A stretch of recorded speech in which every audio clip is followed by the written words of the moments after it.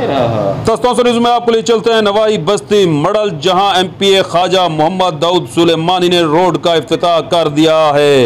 इस मौका पर मौजूद रहे तस्तौसा न्यूज़ के रिपोर्टर नवाब आतिफ, जिनके मुताबिक एमपीए ख्वाजा मोहम्मद दाऊद सुलेमानी ने मकीनों का देरीना मुतालबा पूरा कर दिया।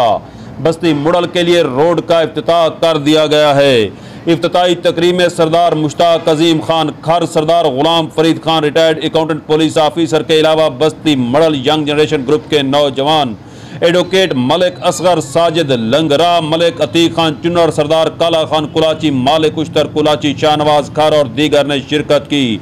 इस मौका पर अहले इलाका ने अपने मुअज़्ज़ज़ मेहमानों का शुक्रिया अदा करते हुए एमपीए ख्वाजा मोहम्मद दाऊद सुलेमानी की काविशों को खैराज तहसीन पेश किया।